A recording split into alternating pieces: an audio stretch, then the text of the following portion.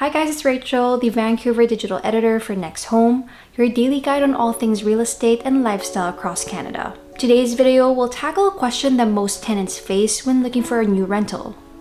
Should I sign a one-year lease or sign a month-to-month agreement? We will weigh in both options, discussing the pros and cons to hopefully help you decide in which type of rental agreement suits you best. But before we start, let me give you the 411 on rental agreements. A rental agreement is basically a written contract between the property owner and a tenant who wants temporary possession of the property. The agreement covers the rental terms such as, but not limited to, the names of the parties involved, the address of the rental unit, the amount of rent to be paid, and the length of tenancy. Now, there are two types of rental agreements: month-to-month or fixed term. A month-to-month tenancy is one that has no fixed end date. The lease automatically renews until you or your landlord gives sufficient notice to end the agreement. On the other hand, we have a fixed term, aka one-year lease agreements. This type of tenancy is set for a specific period of time. It usually runs for a full 12-month period.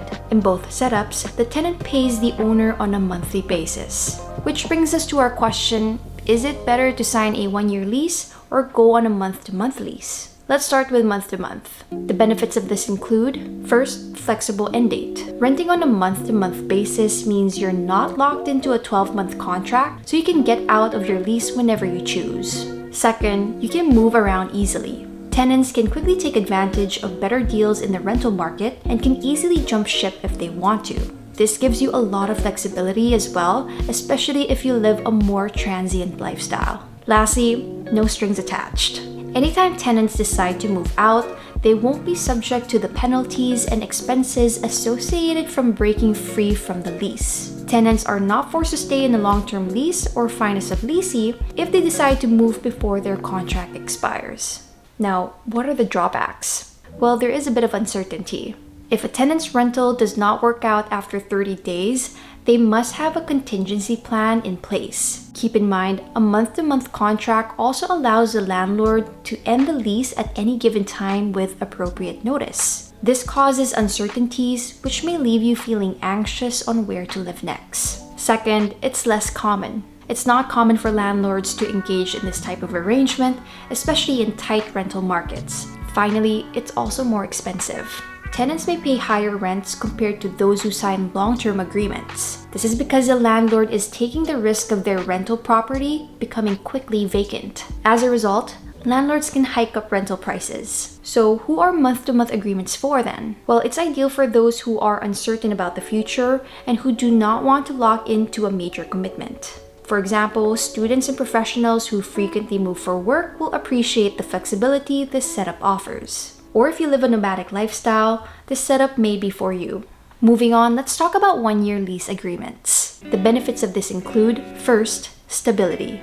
Tenants are able to buy themselves the option to stay put for a long period of time. You don't have to worry about the logistical headache of moving out or setting up a new home because you have a longer period to plan things out. Second is fixed rent. Tenants don't have to worry about paying higher rent because they are locked in a rental rate for the year. Signing a one-year lease has the added benefit of securing the same monthly payments for the 12-month period. As a result, you avoid rent increases and your wallet will thank you.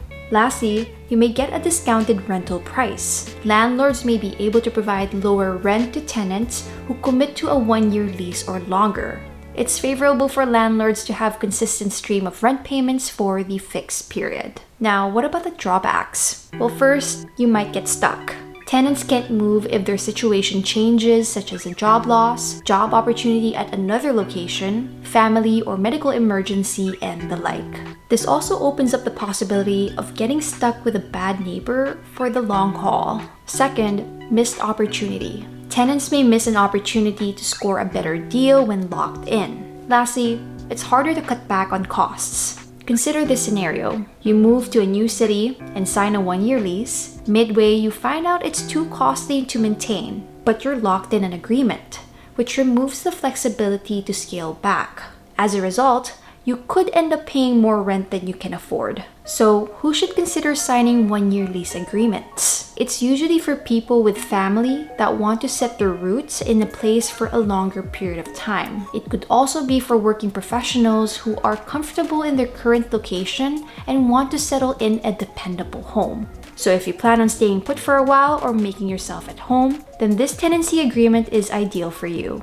We hope this video was helpful in weighing out the benefits and drawbacks of each rental agreement setup. As a property owner or tenant, which setup did you choose and why? We'd love to hear from you by leaving a comment below. If you learned a thing or two, it would mean a lot to us if you can like this video. And if you want to learn more about real estate and lifestyle across Canada, don't forget to hit the subscribe button and check out our website at nexthome.ca for more info. Thanks for watching and catch you in the next one.